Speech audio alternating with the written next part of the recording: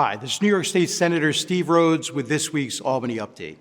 The 2025 legislative session is well underway, and as I've reported to you, the governor proposed a $252 billion budget, which represents an $8 billion increase over last year's record-setting budget and a staggering 40% increase in state spending since Democrats took complete control of New York State government back in 2019.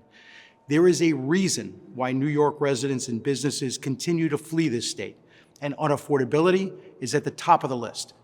Yet the governor fails to recognize that it's her unchecked spending that's a primary driver in making this state less affordable to live, work, raise a family, or open a business. Budget hearings, an opportunity for legislators to ask questions of administration officials regarding departmental operations, policy, and spending have begun. And my conference and I will be relentless in demanding accountability, exposing waste, and fighting to reprioritize the tax dollars your state government spends to making our residents safer and more prosperous. I will keep you posted. Now, on a positive note, I'm happy to report that even with our significant disagreements, my efforts to reach across the aisle to find areas of common ground is bearing fruit. This week, I worked with my colleague to the west and former colleague on the Nassau County Legislature, Sheila Bino, to co-introduce legislation to help provide earlier detection of breast cancer by mandating coverage for sonograms with women with a parent, sibling, or other first-generation relative who's been diagnosed with the disease.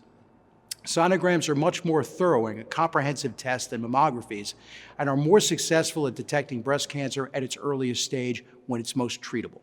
Requiring coverage for those with an immediate family history of breast cancer avoids the substantial out-of-pocket cost associated with the test and expands access to this potentially life-saving examination. And a special thank you to Jerry Barish, founder and president of the 1 in 9 Foundation, for her assistance in drafting this important legislation.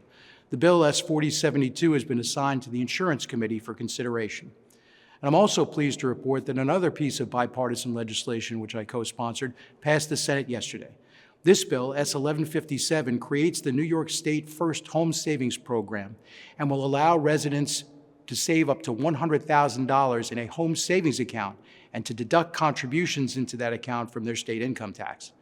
The money may only be used for the purchase of a first home within the state of New York, and if this bill passes the Assembly and is signed by the governor, it will present a wonderful opportunity for potential first-time homeowners to save for a down payment on their piece of the American dream.